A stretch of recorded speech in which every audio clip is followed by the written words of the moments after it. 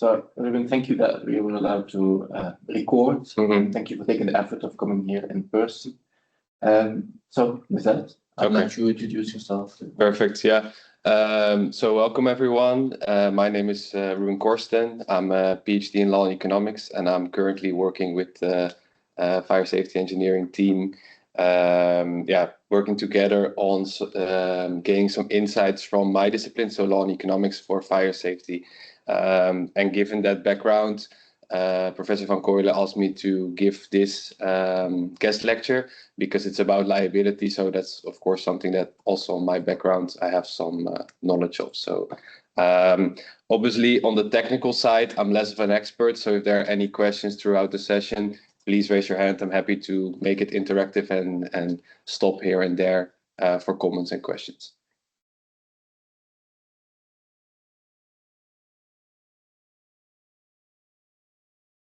So my plan for today would be to first give a little introduction also my background, but I did that already a little bit. And then also on, let's say, the legal foundations of the liability framework and the differences there between creating either a hazard or a risk and the consequences of that within the legal framework. Then we're gonna see that there are basically two dimensions which are important: a civil dimension, which basically means the law that regulates the relationships between individual people, and then the public law dimension, which means regulation by the state. So that means, for example, criminal law, but also the fact that there is in general regulation that needs to be followed. And then finally, I'll also talk a bit about insurance because, of course, there is a liability risk for the fire safety engineer, but for a big part, you can also protect yourself by taking out insurance. So also talk a bit about how that works and for which parts of liability you can insure yourself and for which parts generally not. And then throughout the lecture, because of my own background, I thought it would be nice to also give a little bit of the economic background of these legal frameworks, but also here and there more, let's say, from a lawyer perspective to see if I can give some practical tips on like what to watch out with when you enter into a contract or when you take out insurance, which are like do's and don'ts or things to be extra careful of. For that, I was also lucky that Professor Van Kooijelen could send me some actual documents from within the field, which are actually pretty well drafted, so I can I can use them as well to give some examples. I think I introduced myself already a bit. I also still have a small position at the law faculty, which is where I did my PhD. There I focused mainly, I generally focused on, let's say, economic analysis of the law, but my PhD specifically was about like whistleblower systems in law. And then about market regulation, so different topic. And now I'm working here at this faculty, and we're having several areas of research that we are looking at. One more general framework of, let's say, how the methodology of law and economics could be applied to give some insights within fire safety engineering. And then we're currently looking also, for example, at a new Swiss regulatory proposal and making a law and economics analysis there. And then finally, I also work for the Colruyt Group, which is the largest retailer company here in Belgium. Of course, there we are also very often in litigation, which are often also related to liabilities and signing contracts. So also from there, I have some expertise on how this works in practice. Again, less from the fire safety engineering part, but more generally about liabilities, about insuring against them, and how to deal with, if, for example, your contractual party or a third party tries to sue for damages based on liability frameworks. Do you have discounted Colruyt? Sorry? Do you have discounted? I do. A small one, but I do. So then maybe, first to take one step back, because liability is quite a broad concept. And let's say, a non-lawyer audience doesn't always know what it means, because it's a term that is used a lot in a legal context, and doesn't always mean necessarily the same thing. So I would say broadly, the most, let's say, correct definition of liability is the fact that you can be held legally responsible for a certain act or omission. So in the basis, it means just that. In practice, it can mean two things. Civil liability, which basically means that you have to pay damages to a party that is injured by your actions or omissions, and that can be a contractual party that you have a contractual relationship with, or it can be a third party that simply is damaged by something that you did or didn't do. And then there's also criminal liability, which usually doesn't necessarily mean that you have to pay something, but that you actually face a risk of getting a penalty, which can be very broad. Is basically a punishment given by the state because they believe that your action or omission was so harmful that you should be punished for it. We're gonna see for both of them more in detail, but that's in a nutshell what liability means when we talk about that from a legal point of view. I don't know if that's for now sufficiently clear, if there are any questions about that. Okay, it's good. Then as a little jump from there, that means also that if we're talking about, let's say, actions or omissions, of course, in the to be held legally responsible, there needs to be a certain reason to hold you responsible, and the reason can be either that you create a risk that materializes itself, that's more in the civil context, or that simply there is a hazard.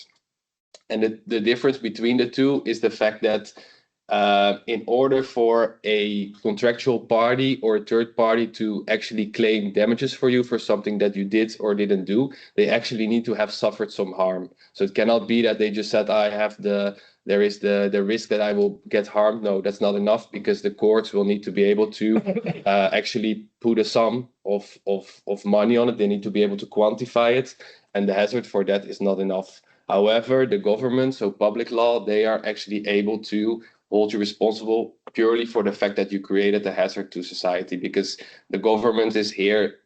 Well, one of its duties is to protect us as a society. So they will also, obviously, they need to know that there is a hazard. But once they know that, that will be enough for them to say, to try to find the persons responsible and to hold them liable. So that's an important distinction. But I think also, let's say, key takeaway here is that, of course, the decision that you make, they are not just important, let's say, from a technical design perspective, but also, in order to protect yourself against any claims from any parties, both the government and both, private parties. Then, let's say that because of your action or inaction, something actually went wrong, and there is now a certain damage, or let's say in the public context could be also just a hazard. But then what do we do? So we see, society or individuals are now harmed, and they're gonna try to look for responsible parties. Then how do we deal with that under the legal framework? In general, because I don't want to, let's say, make it too technical and go really far away from the topic. So of course we cannot discuss today all the legal systems that we have in the world. Then we would have to look at all the countries that there are, and then even between those countries there might be some specificity, like the European Union, or like some different frameworks within one country, like in the United States. I don't want to do that today, but because I know that here in this audience there are people from different backgrounds and different legal systems, I thought it would make sense to at least explain that broadly in the world there are like two different systems which can apply, and they follow a roughly similar structure for all those countries that follow the same tradition. But I would say in the end, if we look at the results, there, for, let's say, a more technical area like fire safety, there's not too much difference between the countries, but of course differences exist. So we have the common law tradition, which is basically also called the Commonwealth. So that's basically United Kingdom. And let's say from a colonial perspective, how the UK has spread its legal system throughout the world. So there we have UK, US, but also usually former UK colonies that follow a similar perspective. And then we have civil law, which applies in Belgium. Here we should not. That's a bit confusing sometimes, but civil law here doesn't mean between private parties. It's simply here the name of the legal tradition, and that's more a Roman system, Napoleon system, which has spread throughout Europe, and then also further throughout colonization by, let's say, more continental European countries, which have expanded their legal system through colonialism. Some differences between them, but again, I think the impact of the difference is relatively small. In common law systems, we see that if we want to know if a party is liable or not, we're going to have to look mostly at case law, so less at actually the law in the books. That's different in the civil law systems where the basis of liability is actually in the codes, in the legal codes, so the Napoleonic codes and the different codes in the countries that are based on those systems. So there we actually, the first thing that we need to do usually is check the letter of the law rather than looking at the development through case law. And the standard to see if a party is liable or not in the common law system is also based on case law. They call it the Bolam test, based on a very old UK case.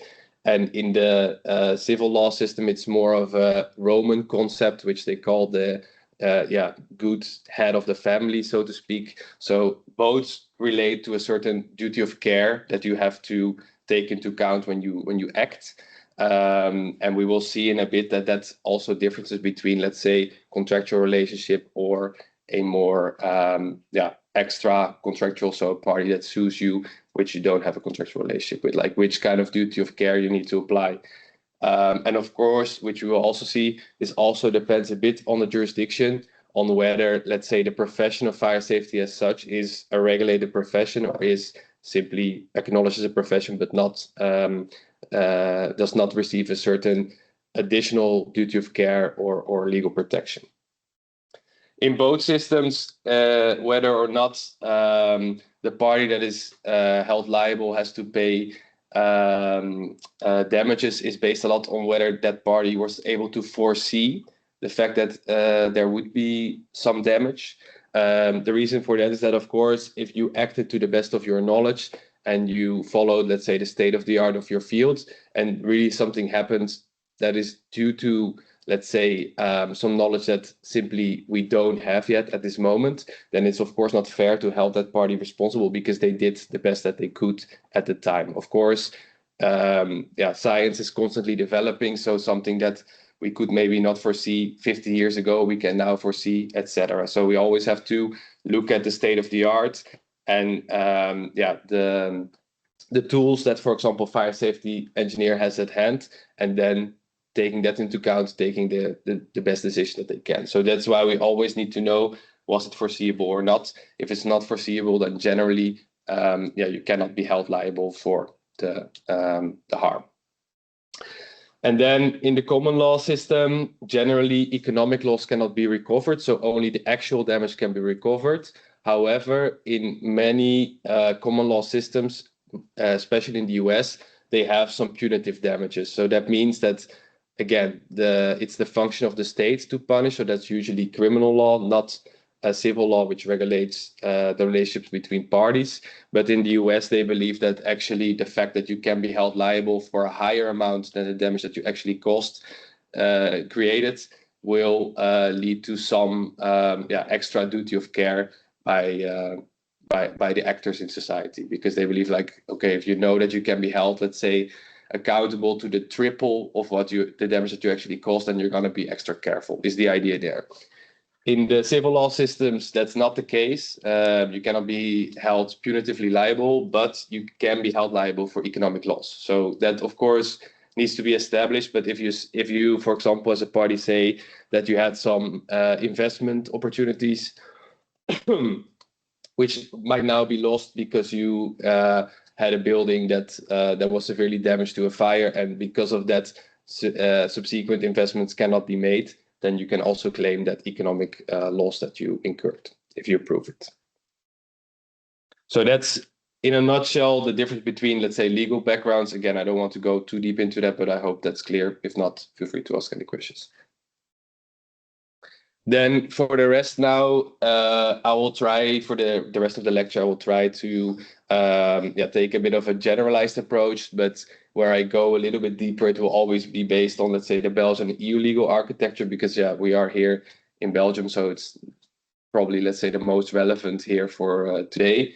So if we look at the Belgian system, knowing that it's a civil law, a country with a civil law tradition, then we see that, let's say, the liabilities related to fire safety are based on several parts of the legal system.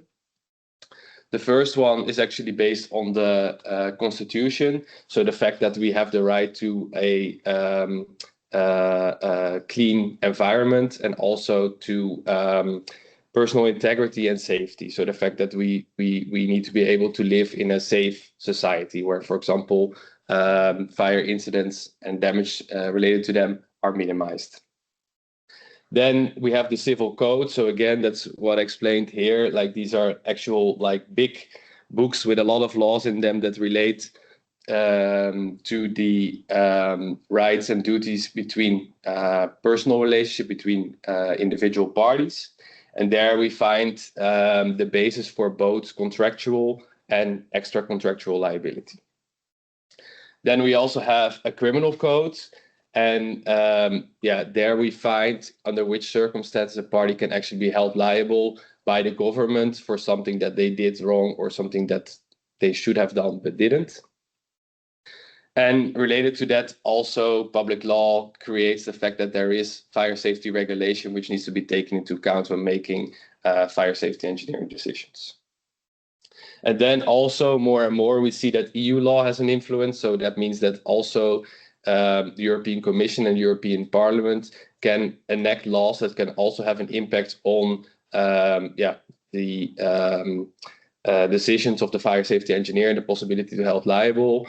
Most notably, they are now currently also in a very preliminary phase working on an EU fire safety manifesto. So then you might go a bit, let's say, beyond local fire safety regulations, but also some general EU-wide regulation that would apply. Then, so in the first part of the lecture, we will now focus on the differences between the civil liability. So then we have contracts and we have tort, which means under legal terms the extra contractual liability. So we will start with the contracts. So if you have a contract and something goes wrong and creates some damage to your client, then there needs to be, in order for the clients to subsequently hold you liable for the damage that they suffered, they need to establish a couple of things. So first, they need to prove that they actually have a contract with you. That will usually not be so difficult because they will have that usually on paper. But in some sectors, I don't know if that applies to your sector, it's also possible that you have a purely verbal contract, so that you just accepted a certain duty to perform a duty for the client, and then they of course need to prove that they somehow have this verbal agreement with you. But usually they will just submit the contract to the court, which is enough to establish the contractual relationship. Then they need to show that you actually did or didn't do something which shouldn't have happened and which created the damage. So they will also have to establish the fact that there is a damage, and they will need to establish the amount of the damage that they suffered. And then they need to prove that the damage itself is actually the result of your wrongdoing. Then, of course, all of that is not yet enough, because then we go back to what we already said. then it also needs to be, the court will want to make sure that in order to hold you liable, that you actually could have foreseen it, that it's actually, let's say, your fault. And the foreseeability means what could have been foreseen at the formation of the contract. The reason for that is the fact that that's basically the moment that the parties agreed to work together and to the client asks you to perform a specific task. So at that, it's important to know what the parties had in mind in that moment. So if that changed throughout, then basically there should have been a new contract or an update of the contract. So they're gonna have the court's gonna have a look if you should have known that this damage could have materialized itself if you did or didn't do a certain action. If the court finds out, or if there is proof that you intentionally did or didn't do something which resulted to the damage, then that will be an extra reason to hold you liable. And therefore, yeah, if you have created a certain design failure, it can mean that under the contract itself you are liable. What does that mean in practice? Well, of course, it's always important to try to perform the contract to the best of what you can. That's quite obvious. But also, it's important to make sure that the contract is very clear about what is important, what is not important, and what actually applies, so that it's easier for the court to establish that you are liable or not liable. And of course, in your scenario, you would want to not be held liable. So that's something that you should take into account in the contract, that the scope is very clearly defined. So if the contract says something about liability already, should take into account that the client doesn't put some clause in the contract that draft your liability very broadly. You will always want to narrow it as much as possible. And also that is, for example, clear like what standards you actually have to take into account. So for example, if you enter into a contract here in Belgium, of course, it would be the most logic that you have to follow the Belgian regulation and not, for example, the regulation of another country. So also that should be specified in the contract to make sure that the client cannot hold you responsible because you didn't follow certain regulations in other countries.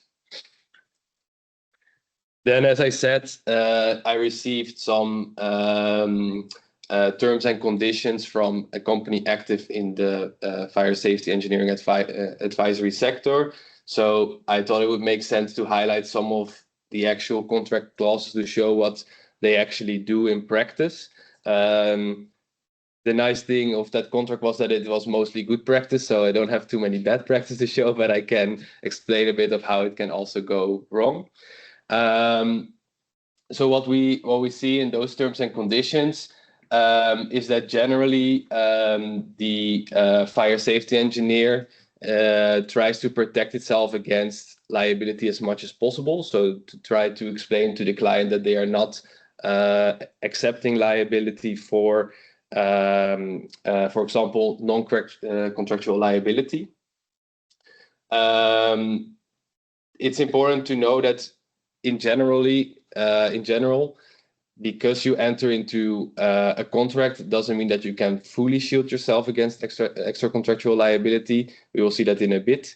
The reason for that is quite straightforward, because if two parties enter into a contract, then of course they cannot say to the rest of society that creates a damage like, we will not stand for the damages. So, but it does mean that, of course, if your client accepts this, in generally, they will be willing to take on that liability insofar as that they can. So obviously, if then they are not able to respond to the damages in society, it may be that you're still liable, but it's good practice, of course, to make sure that at least within the contractual relationship, you don't accept any further liability than the contractual one.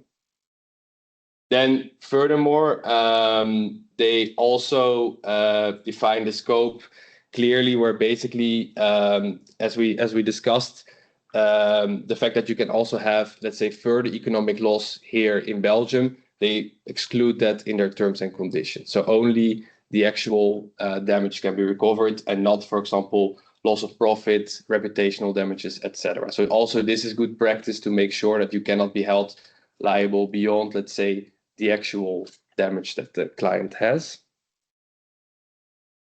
Then there is also in the terms and conditions a cap on the liability, which is also smart. And here it is connected to either, let's say, the value of the contract or what the insurance that the fire safety engineer has taken out will cover. So also that's smart because basically then you always warranty that you will not incur further losses than what you could have earned through the contract or what your insurance will cover. And then, yeah, these, the middle one, again, here, the fire safety engineer tries to make the client responsible against third parties for any further damages so that they cannot be held responsible. Again, yeah, it works in the contractual relationship, but if the client is not able to identify those parties, that doesn't mean that they will not be able to claim from the fire safety engineer. And there's also a cap on the possibility to claim damages of 5 years. So also that's good practice because then after 10 years, the client cannot come back to you to sue for damages.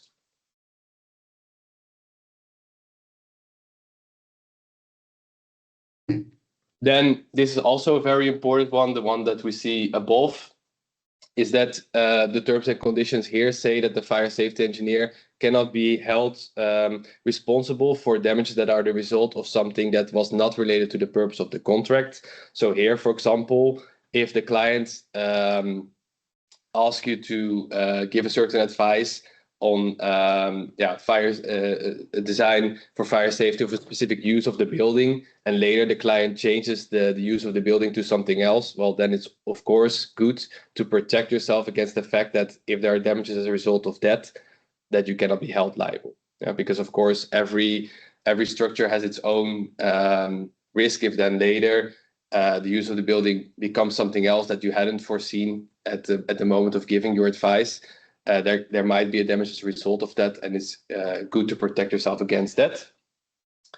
And yeah, again, so we see a lot of attempt to really exclude damages that might be claimed by other parties, trying to hold the client responsible for that. And this is also an important one, as I said, because it determines that the contract is governed by Belgian law, which means that the Belgian code applies. Generally, another important thing to take into account when you enter into a contract with a client is that in contract law, of course, the contract, the client hires you to perform a certain work, and it's very important to take into account the nature of the work, because in generally in contract, you see two different kinds of obligations here that derive from this work. Either it's an obligation of means, which is actually the most common obligation for advisory work, or it's an obligation of results, where you're actually asked to provide a certain result, to deliver a certain result. Why is this important? Because the fact that you enter into an obligation of means generally means that you have to give your expertise and that you have to perform according to the best of your knowledge. Whereas if you're gonna enter into obligation of result, you're gonna give a certain warranty that this result will deliver. For example, that there is a certain fire resistance and that no matter what, this result will be warranted. So it's more of a guarantee. Of course, it's possible that the client wants you to deliver a certain result that needs to be quantifiable, and that they will put such an obligation in the contract, and that for you it's actually okay if you are really sure that you can deliver on it. But you have to be aware that the fact that you actually promise to deliver this specific result, of course, is a greater liability risk, because it's no longer to the best of your knowledge, it's yes or no. So either it performs or it doesn't perform. So this needs to be very clear in the contractual wording, that generally you're always going to want to go more to the obligation of means side, because it's simply more appropriate for the nature of the work. It's actually the same for any type of advisory work, the same for a lawyer, for an economist. You always want to perform your duty to the best of what you can and don't want to warranty any specific results. Yeah, it would be the same, which happens, like, for example, some lawyers accept in a contract that if they don't win the case, they will not get paid. So that's obligation of result. But generally, they will put in the contract that they will try to win your case, but that they don't warranty any specific result. How does the obligation of result work? Mhm. We're talking about a lot of uncertainties. Yeah. Like in an engineering sense, you cannot promise that something will survive a fire or not. Yeah. So that's why you need to always try to go to an obligation of means. But it can be, again, I am not. We will see the example from the contract, so it's a good one and it's properly drafted. But it could be that, for example, a client says, okay, Balsha, you want to sign this contract, and it says that you warranty to give a certain result. So that's something to be careful of. Maybe it's not something common. Maybe clients don't try to do this, but as I said, it can be that in general the contract is an obligation of means, but they want you to perform one specific result that has to be warranted. But again, precisely because of your question, it's not very logic, and it's risky because of that. So just something to be very careful. For me, it seems like the left one, obligation of means, is more for advisory work. The right one is mostly for the lab, for the testing lab or the institution, something like that. Because when you're going for results like 120 fire resistance, the advisor doesn't really. I don't think that's the scope of the advisor. No, I think the same.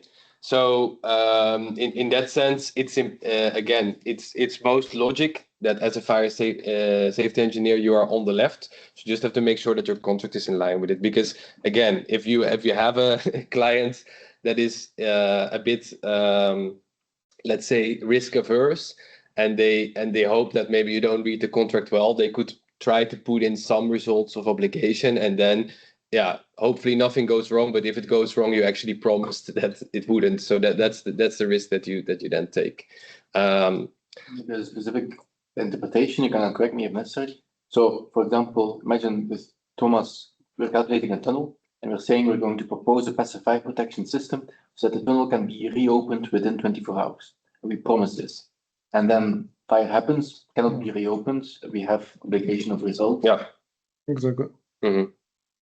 So, and that's, well, maybe also to make it a little bit more, how you say that, practical. So the terms and conditions that I looked at, they specifically state that it's an obligation of means. Actually, the original is in Dutch, so there we actually see that it's literally written like that.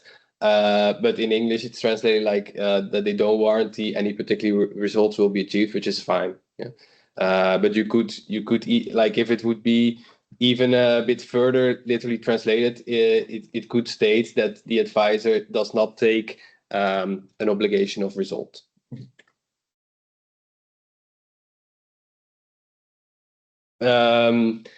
Then, as I said, I want to here and there jump a little bit to, let's say, some economic rationale of the fact that we have these systems.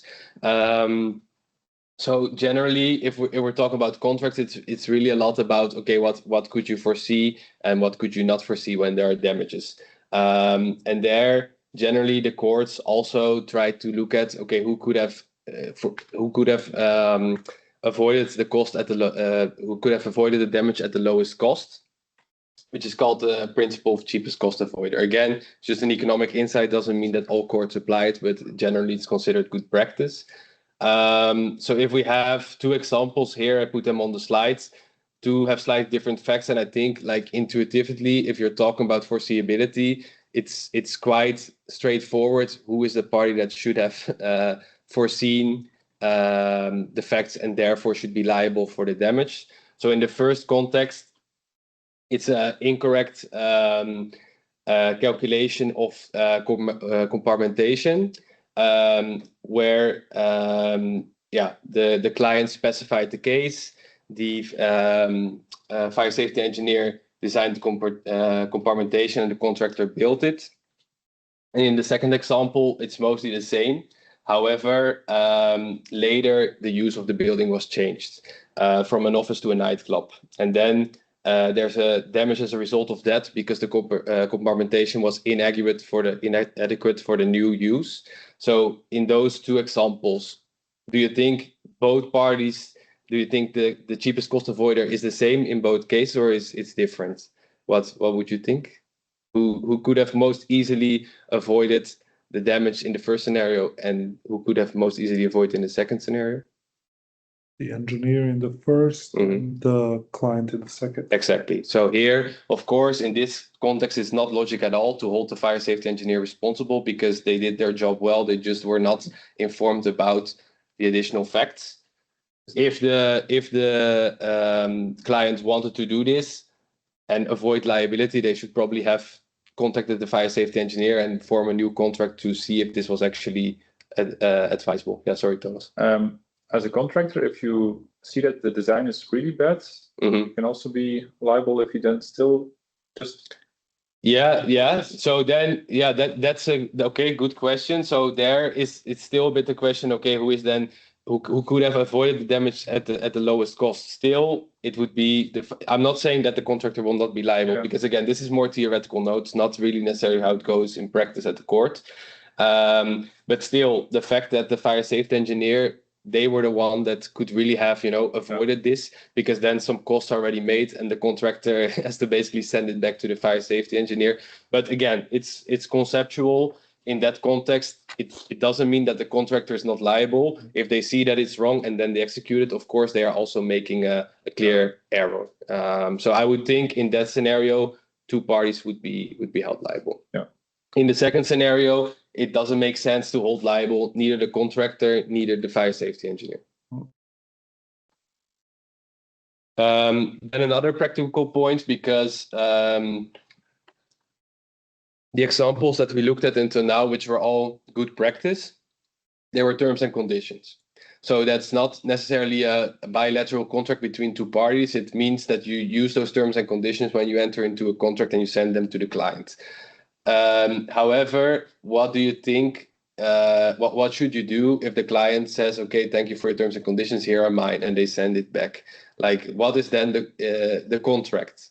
Because your terms and conditions apply, but their terms and conditions also apply, and they are not necessarily the same. Do you have an idea what you should do then, ideally, in that context? Align them as much as possible. Yes, so I would generally advise that you read those terms and conditions of the client, see if there's anything in there that is not in line with yours or that is actually harmful. And then generally best practice is that you say, okay, my terms and conditions apply, and I contest these specific points of your terms and conditions. Because for the court, of course, if both parties just send their term and conditions, then the court is just going to do that exercise themselves, and they're gonna see at which points there is agreement. Then that will be, of course, easy to say that these are the terms that apply. But where they are different, then they will try to find some middle ground. And then it can be that, for example, if let's say the fire safety engineer's terms and conditions exclude liability, but the one of the client also, well, then they will just say, okay, 50-50, for example. So that's something to take into account. Of course, you can also avoid this by simply really creating a bilateral contract where you both put your signature on it, and then the terms and conditions are a little bit less relevant.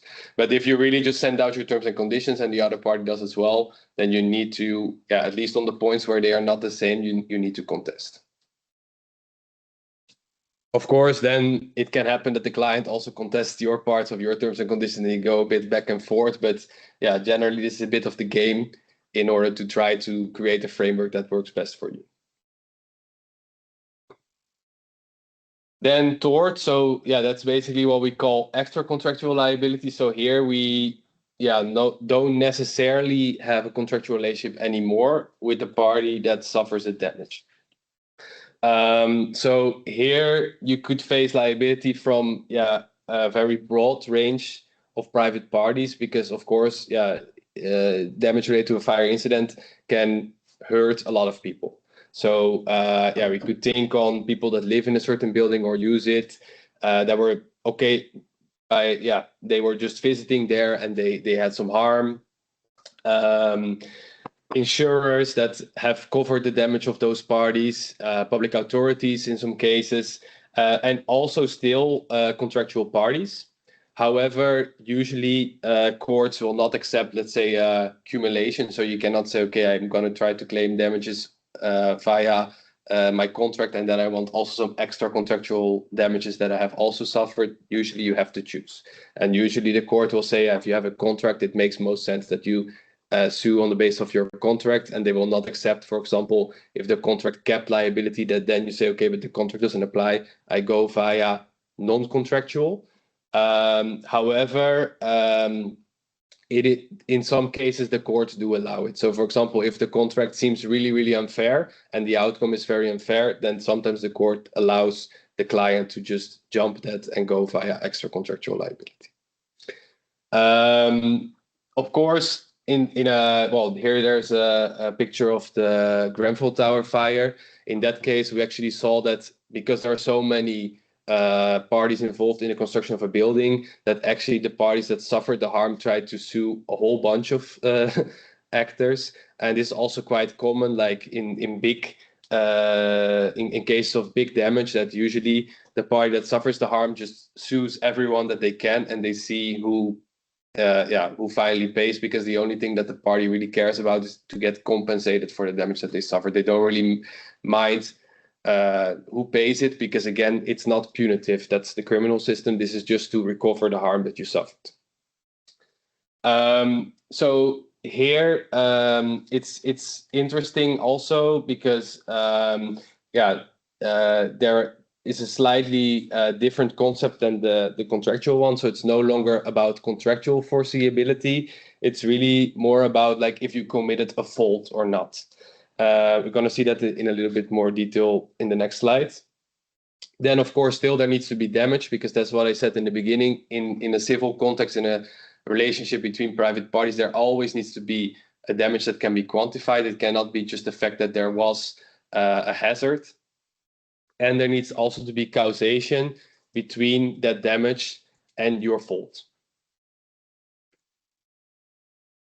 So then if we're talking about fault, then we can go a little bit deeper, because it's different than the contractual one, because again, it's not so much about foreseeability per se, but about the fact if your act or commission was in line with a duty of care. In Belgium, because fire safety engineer as a profession does not have, let's say, a special status under Belgian law, it's simply the prudent professional. So what does that mean in practice? That you are considered not to be the best in your field, also not the worst one, but somewhere in the middle. And on the basis of that, they will decide if you acted with sufficient care.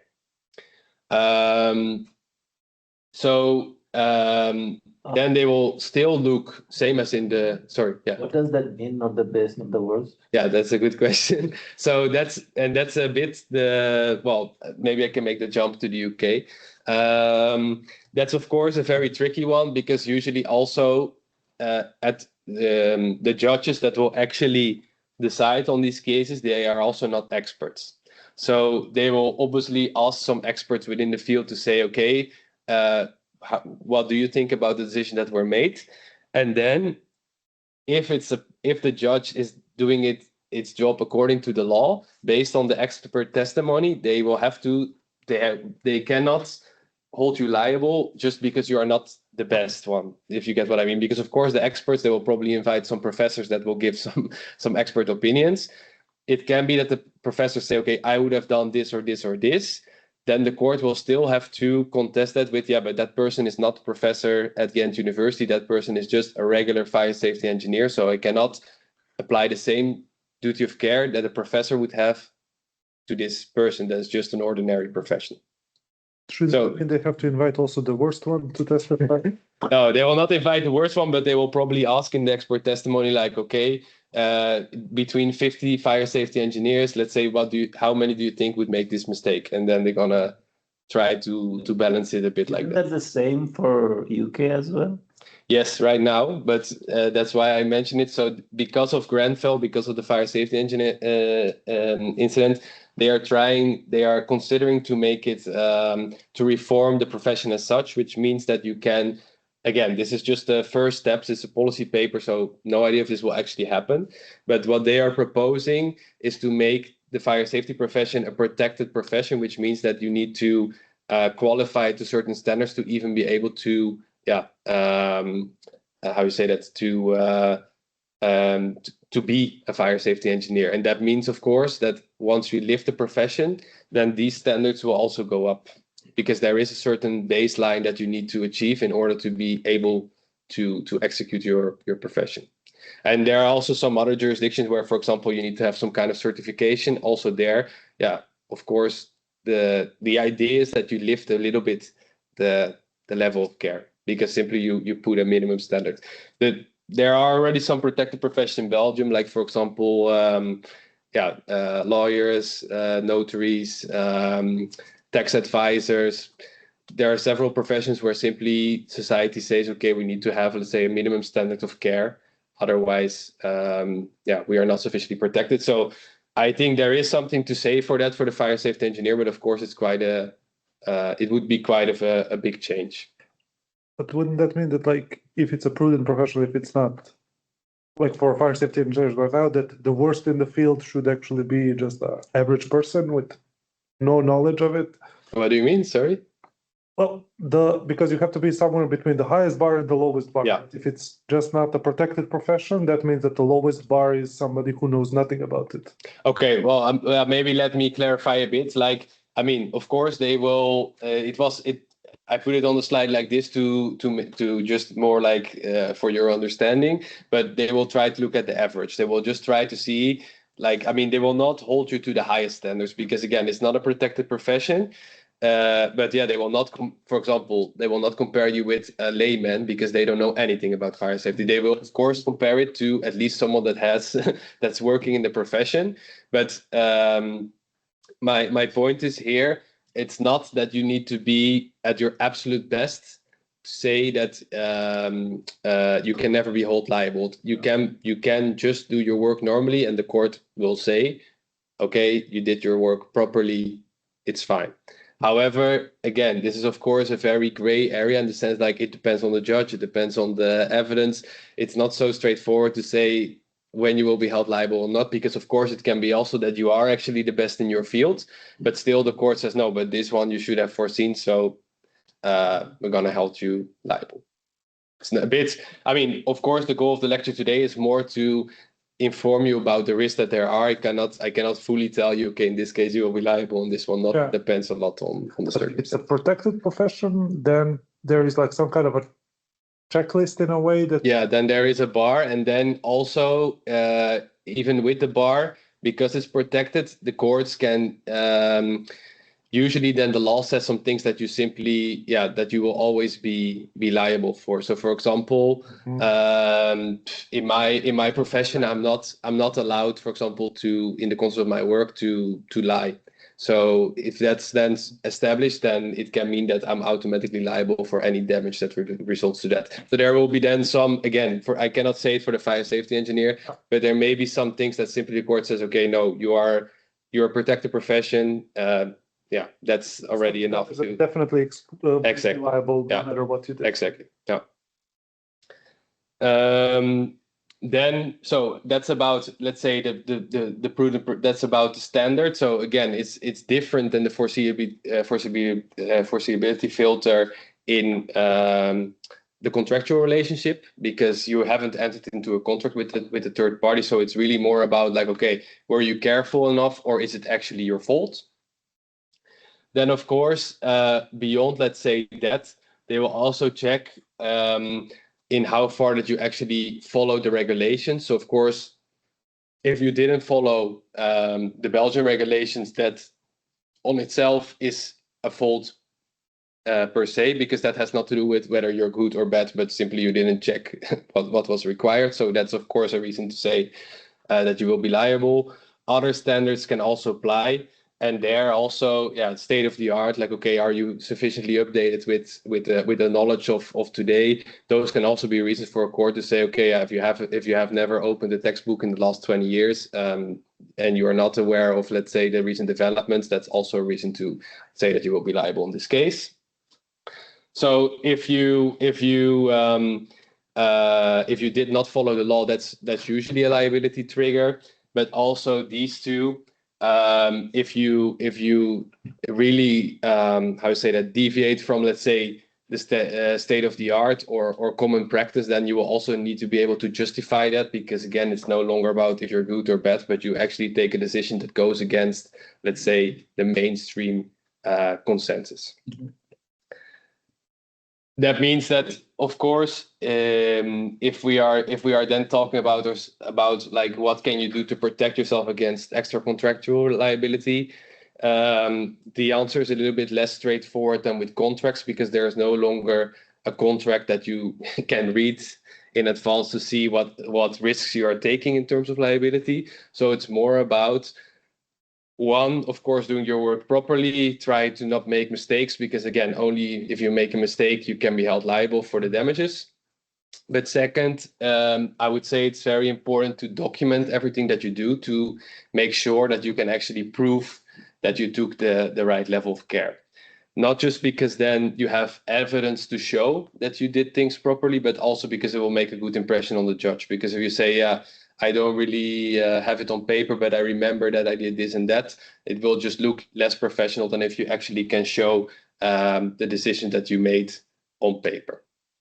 So that having this as having the keeping proper documents, and also, yeah, having a good storage, so in case that something happens, you can still submit them to the court, is good practice if we're talking about extra contractual liability. How do you show the area? Sorry? How do you show the area? Like you have a record or something? Mm-hmm. How does the judge know you didn't write it the day before you're in front of the judge? Okay, yeah, that's a good question. It depends a bit on the context, how deep they will go. I mean, of course, it would be good if you can somehow demonstrate that you have, I don't know, send that as an email, that you can really show the date. But it doesn't mean that, if you have, for example, just if you have it on paper, let's say you printed it out, the judge will not be able to know if you printed that yesterday or 10 years ago. But it will depend a bit on the kind of damage, how deep they will go. I mean, if it's a Grenfell Tower fire, probably they will go very deep to try to identify if it's true or not. But again, generally, it will also not be a police investigation to see if you wrote that yesterday or today. But again, I think also if you're already in the stress of a case, it's not that easy to start to try to draft everything. So generally, it's just good practice to maintain your records, to be able to show what you did. Then again, some economic rationale of liability under non-contractual liability. This is something that actually in the US is quite often applied, not in Belgium per se. But this was a judge with an economic background, and he created a formula to say if someone should have taken a certain precaution or not. And again, this is not something that is necessarily applied by all courts, but it's interesting to see, let's say, the economic rationale behind it. So what he said is that basically he would look at the burden that the responsible party had to take in order to avoid the actual damage, and then the probability, and then compare that to the probability that the damage would actually manifest itself and the amount of the damage. And then if it was actually cheaper to just take the precaution, he would say, okay, you're liable for this damage. If not, then not. So that's again some economic background on that. Reason for that is that, of course, the economic background of having a liability system is the fact that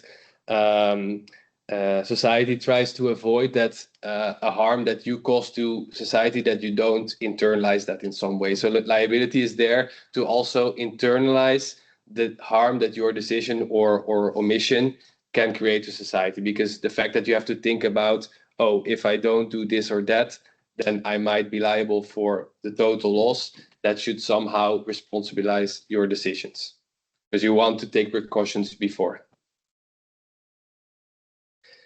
Some other economic rationale for having such a system is the fact that, we may, it's a bit the same.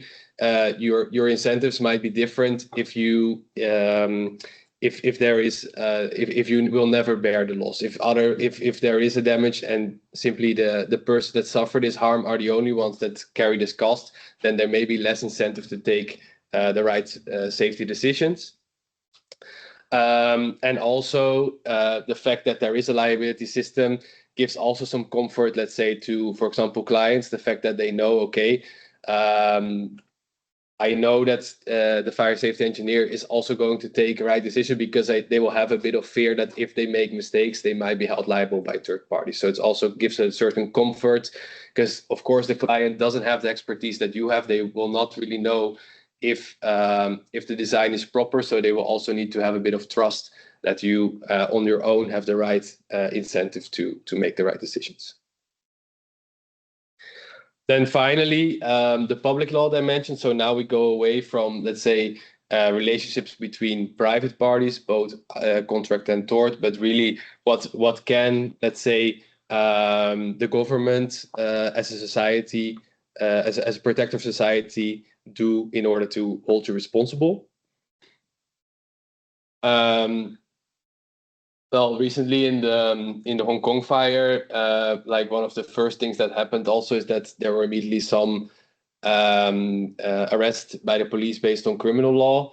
Again, depends a lot on the jurisdiction if this would happen or not. But it is a possibility that, of course, if there is a certain incident, that also government as a protector of society will want to act to make sure that there is enough deterrent so that events like of this scale don't happen again. Main differences there with the civil law, so the situation between private parties, is that in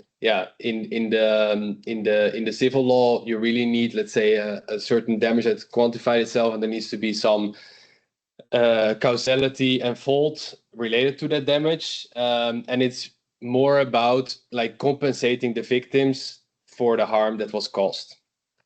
In the criminal or regulatory, so the public law dimension, it's different, because it's really about protecting.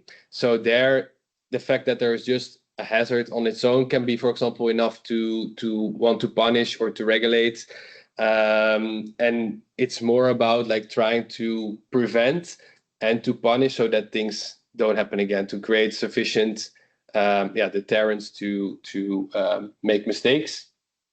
That means that public law provides the standards, and on the other hand, it can punish, and that can be issuing a criminal or administrative fine, imprisonment, or, for example, to say that someone can no longer, for example, perform a certain profession or close a business. For example, if you have a fire safety engineering business and you make a mistake, it can be that the government says, okay, I will no longer allow you to maintain this business, you have to close it. So what is then the economic rationale of public law system? So one big one is the prevention part of it. So it's the problem with civil law system is that it can only act after the damage has materialized itself. The public law system can basically act at any given point in time in order to prevent society from harm. Another thing is that, again, based on the Constitution, we all have the right to a safe and healthy environment. So also here, if we really just leave that to the private market, it may be that individuals underinvest in it. And the fact that there is a public law system which imposes the risk of public liability, so fines, imprisonment, etc., that creates like an extra incentive for everyone to act with proper care. And then, as I said, it's a lot about, let's say, deterring activity, but it's actually also there to protect against vigilantism, because of course, if we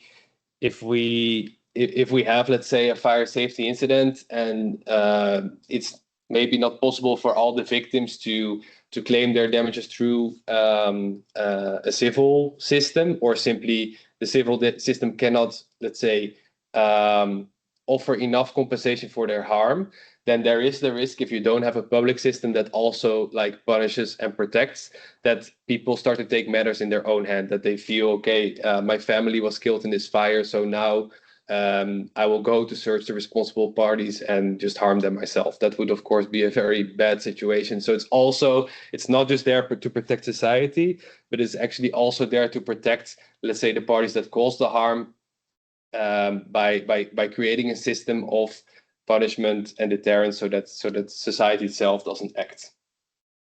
Then, in order to have a effective public system, generally in economics they apply the Beckerian formula, which means that the probability that you will get caught for your fault times the penalty that you will then receive. So, for example, a fine, that needs to be higher than the benefits of the violation, which, of course, in your context is not so straightforward, because you don't really have a benefit for not executing your job properly, for not making mistakes. But there, the idea is, of course, that it's to avoid like cost cutting by simply making decisions without proper care. Then finally, there are some insurance dimensions. So the goal of insurance is to basically make a certain risk transfer, which has several functions. So basically, all the liabilities, with the exception of the public one, you can insure yourself against them.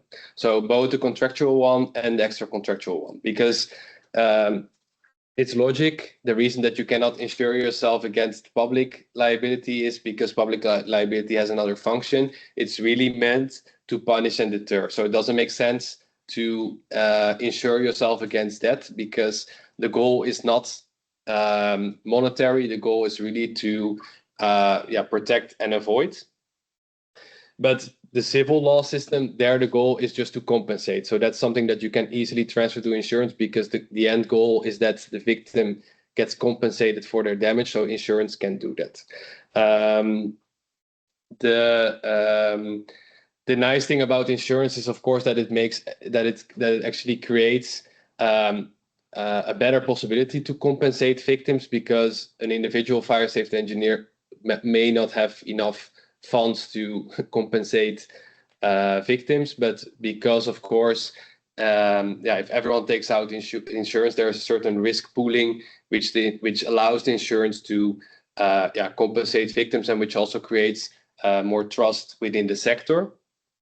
As I said, public law interventions you cannot really insure yourself against, but also there are some other exclusions generally. For example, like if you really made intentional mistakes, or you're really, really uncareful, then the insurance can also say that they don't cover it. And then in general, which we will also check in a bit, again, based on the documents that I received of the sector, it's good practice to check your insurance contract and to make sure which liabilities remain and for what you are covered. In Belgium itself, there is actually a duty to take out professional indemnity insurance if you work in the sector. So that's also important, because that's again a public law dimension. So that can also be a reason for the government to impose certain restrictions if you perform your activities without appropriate insurance. Besides the fact, of course, that it's also advisable to take out insurance to protect yourself against damages. Then in terms of contracts, as we have seen, if you are voluntarily accepting certain liabilities, then that can also be a reason for insurers to say, I won't cover here because you accepted that risk yourself. So in order to make that a little bit more practical, we can see some of the examples from the insurance contract. Some interesting clauses there. So here, for example, in terms of what's insured, the insurer specifies that it's only the actual, let's say, advisory part that is insurable, but not the part of, let's say, supervision or execution of the actual work. So there also it's important to be careful. Like if you are if you're talking to a client and they maybe ask your opinion on certain other parts which are already more related to execution, if you then give a wrong advice, this may be uninsured advice. So also here you have to be careful.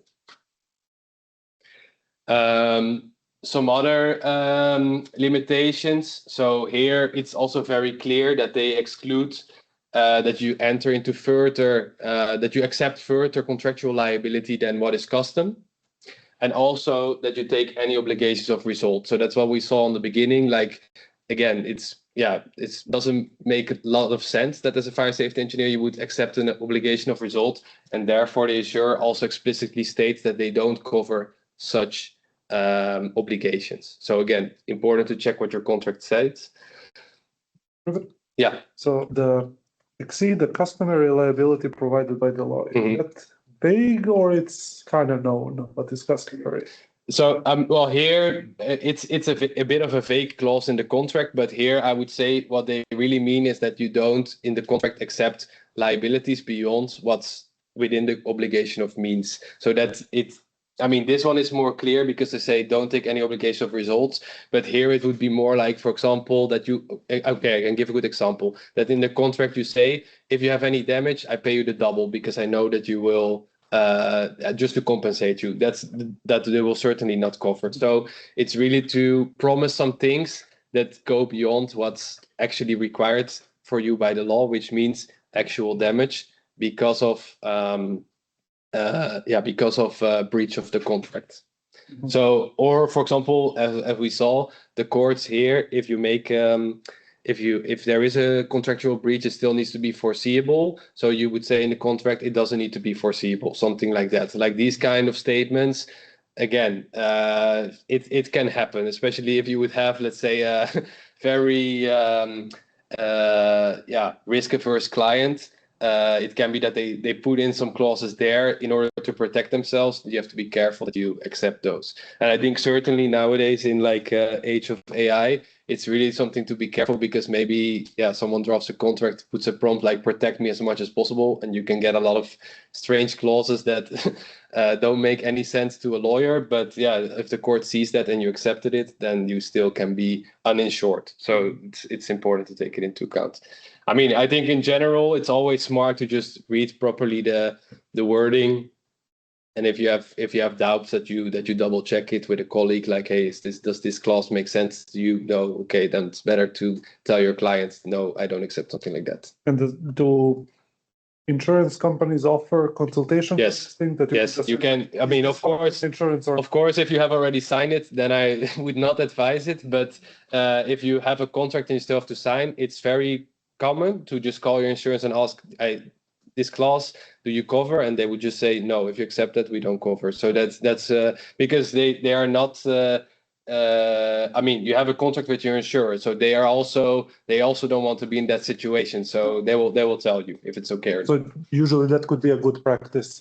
Yeah, that would be if you gonna ask for advice, I would say ask a colleague, or you can also ask a lawyer. But I think calling your insurance is a good practice to make sure that it's covered or not.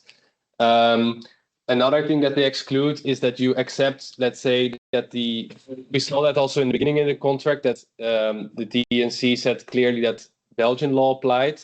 And here the insurer also said you can never have US or Canadian law applying to the contract. The reason for that they do that is probably because, as I said, there you have these punitive damages. So that means that you can be held responsible maybe for the triple that you actually of the harm that you actually caused. Of course, the insurance doesn't want that also. So, of course, that doesn't mean that you can never enter into a contract there, but you will need to take out another insurance because this insurance doesn't cover it. So just always something that you need to check. Then what they also specifically prohibit is that you and don't cover is that you make any acceptance of liability. So if there is an actual harm, the first thing that you always need to do is to notify your insurer and not say to the party, "Don't worry about it. I know it's my fault. My insurance will cover it." No, you can say, "I'm going to check with my insurance. I will forward the claim to the insurance," but never promise anything because it's not in your hands. If you promise that, then it will actually be in your hands after that.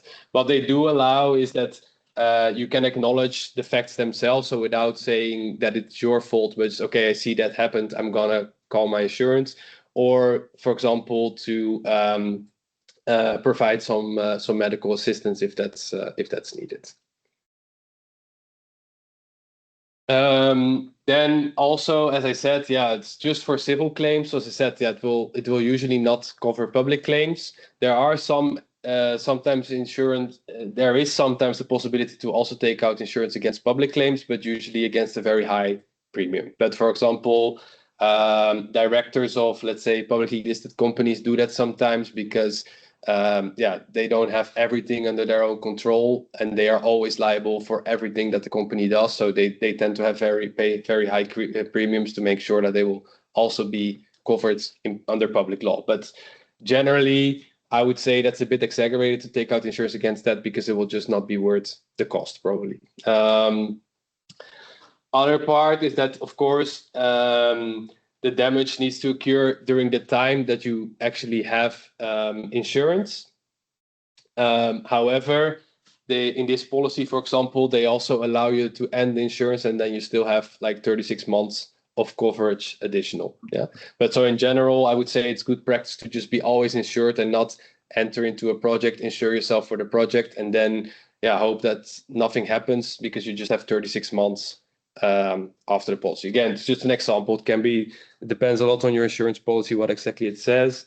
And this policy is actually has a nice feature, which usually is not the case, but it even allows insurance of some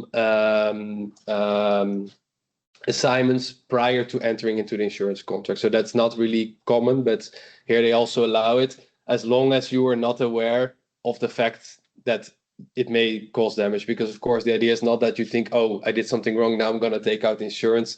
You need it to be with good faith at the time of entering into insurance, but it does cover it. So about the economic rationale, I think I already mentioned both of them, and the insurance itself also has a really, let's say, social dimension in the sense that, it's believed by economists that basically without insurance, we will not be able to cover each other's damages. So you need some kind of pooling. Insurance provides that. So it ensures actual compensation. It also protects against bankruptcy because you can end up with huge claims that you cannot cover. Then you go bankrupt, then the victim is not compensated, and you have this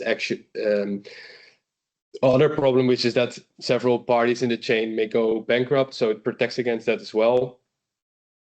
And also, which is one that we haven't really discussed yet, but it also actually provides some incentives because you know that not absolutely everything is covered, you will still have some duty of care, and it will kind of balance each other out. And of course, the more risk that you want to take, the higher your premium will be. Because if, for example, if you need an insurance that covers also public claims, or that you want, let's say, a longer tail claim than 36 months, probably it will be possible, but your insurer will just raise the premium. And therefore, the idea is that you kind of balance these off. Parties that take higher risk pay higher premiums, and it's covered in that way. That was actually the end of the guest lecture. So if there are any questions now, feel free to ask.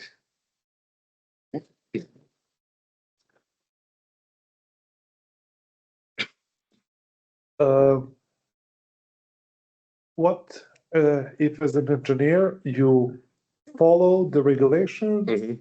but the common knowledge in practice is that those regulations are not good Mhm. and something bad happens. Yeah. Are you at fault or not? So you will for sure in contractual or non-contractual, or doesn't matter? It doesn't matter both. Okay. Well, you will for sure not be at fault for not following the regulations because, yeah, as I said, if you don't follow them, that will be usually a liability trigger, both contractual and non-contractual, because the contract will say you follow the law, and non-contractual it will also be a standard. But then under contract, it will need to be established that you actually breached your contract, which means that you actually did not perform your obligation of means well. So yes, it can be established that. But yeah, your question was you follow the regulation, but they are bad. They're bad, and it's kind of known in practice that they are bad. But you still do your job well.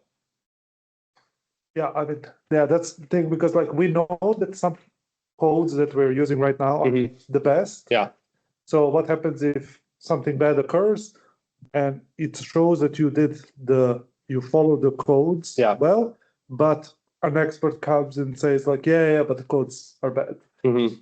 And everybody kind of knows it already because Yeah. the codes are always lagging a bit behind. I would say if it's like really, then it's really the question like, did you follow the standard or because I mean you will not necessarily be expected in both circumstances to go beyond, let's say, what is common practice. But if you follow, let's say, the common standard, you should not be liable. Maybe if I turn the question a bit around to another scenario, let's say you say, okay, I know the code is bad, I'm going to do something entirely different, which nobody's doing right now because I know it's better.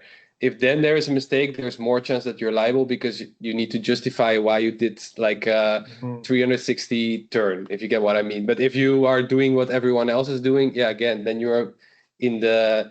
are probably within your proper duty of care. But it's a bit different because in the contractual one, it's about could you have foreseen that something bad would happen? So if you do everything knowing, but this risk exists that something goes bad and you are not acting upon it, yeah, then that's a reason contractually to hold you liable. In the extra contractual context, it's a little bit more, a little bit safer in the sense that you will not be held to that foreseeability standard of the contract. But again, I think if you go extra contractual, it gets really complex because it really depends a lot on the facts. The judge, it's very difficult to predict what they will do, especially in such technical cases. I don't dare to say that they always make the right decisions. It may be that they sometimes, that it would make sense to feel liable or not liable, but simply because they don't have the technical expertise, they make a wrong decision as a court. That happens a lot, I would say. So it becomes like a court decision. Yeah, in the contractual context is a little bit more clear because you have a contract, so it's a bit more easy to say, okay, this was included or this was not included. Within extra contractual, there's so many dimensions that it's very hard, and usually many parties that are being held liable. So the question also becomes, who was most at fault? Okay, where was the mistake exactly made? It's very complex, and it doesn't always go well. So my advice would be just make sure that you're properly insured, so that even if it's decided that you are responsible, your insurance covers it. So then it's also not really an issue. Other questions? Yeah, I have one. Yeah. So in the earlier slides, I think I wrote down clause 11.5. It was something about not being liable for indirect losses. Yeah. Can you comment on that? Because, for example, I can do something that would have a very large indirect loss, maybe not too much direct loss. Yeah. So wouldn't that be a problem from the liability perspective? But that clause was contractual. So then it's really about if the client is willing to accept that risk or not. So that's not something that you can, that will not be enforceable against third parties, if you get what I mean. Like, because you don't have, let's say I have if it's very, how you say that, I don't have a contract with you, but there is a damage which creates a huge indirect loss for me. That 11.5 in your terms and conditions will not protect you because I don't even know about your terms and conditions. So doesn't work against me. But if I'm if I'm the client and I accept that, okay, I'm willing to take the risk that I have an indirect loss and I will not be covered. But again, I don't know, maybe that's something that you guys can comment on. I would think if you send out terms and conditions like that, the chance is big that the client sends back something back that actually says that they want to be compensated for those things. So then it's a bit of a negotiation of what applies. But I don't know if that's usual that they also send out their terms and conditions, or you just send it out and then that's it.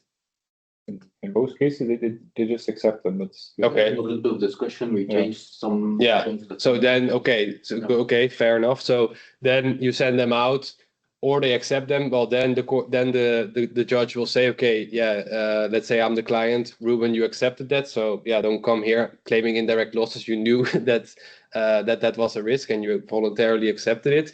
But it can be also that I say, okay, hey, I don't like 11.5, we take it out. And then, of course, the fire safety engineer accepts also that they are liable for indirect losses, or can be held liable for indirect losses. So it's, yeah, that's a bit of negotiation.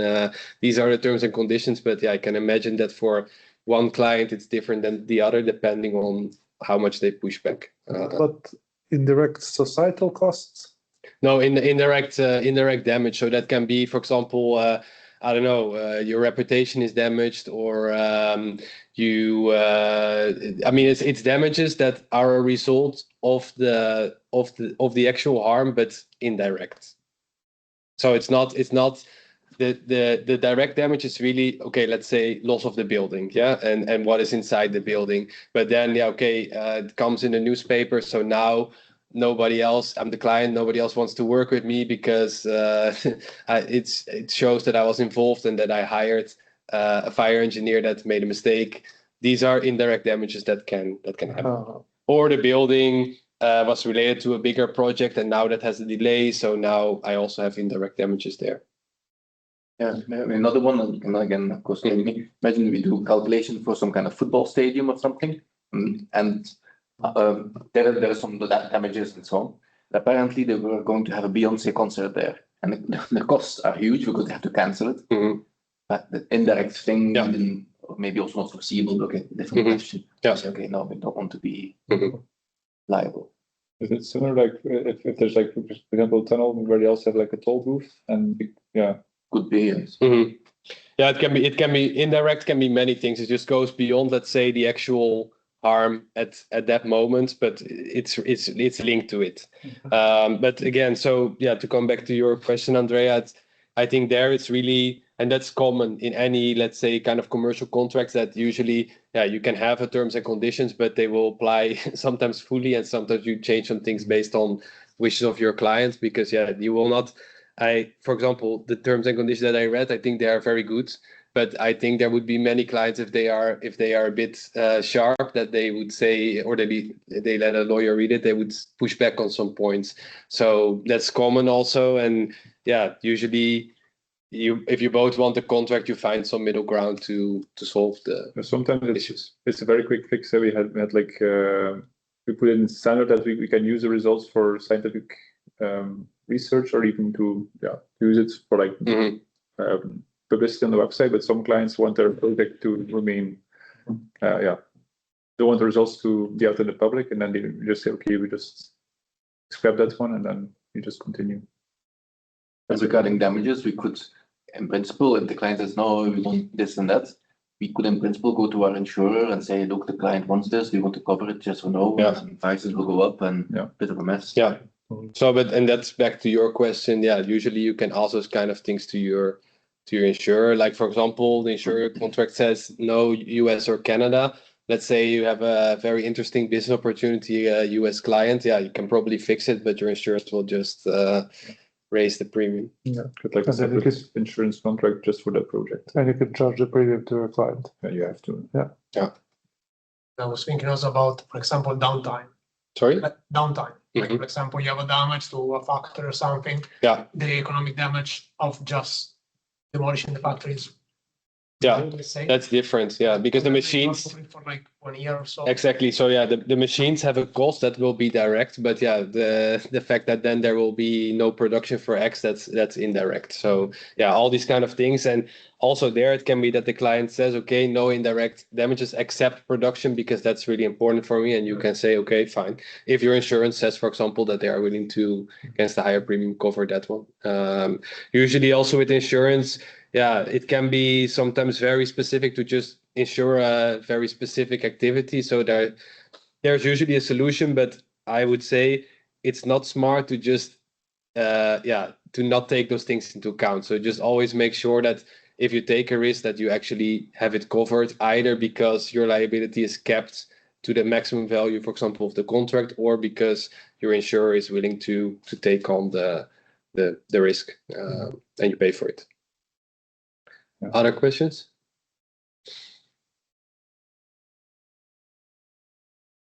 I was just thinking, Mhm. in Belgium, we have like 10-year liability for architects and contractors. Mhm. But on one of the slides, it said like, I think in terms and conditions, like we are liable for up to 5 years, so.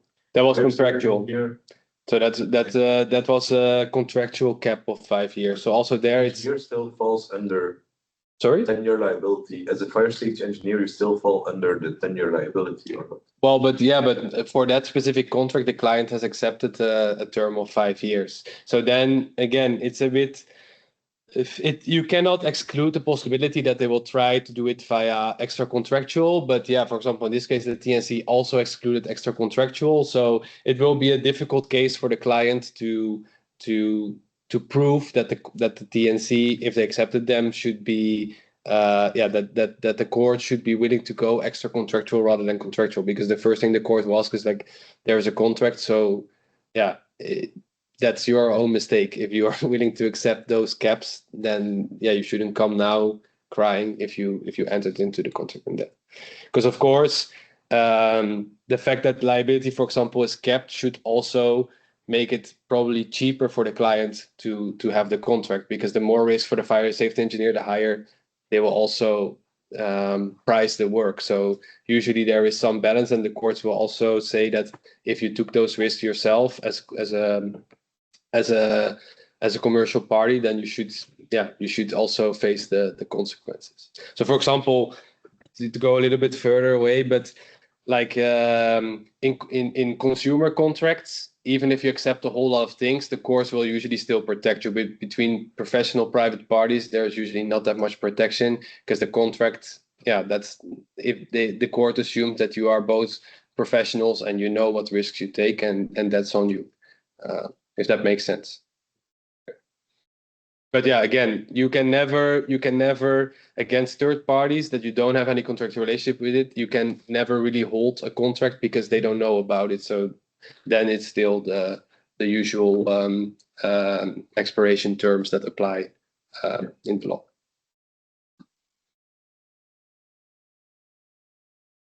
Okay. Cool. Thank you very much. Oh. Great.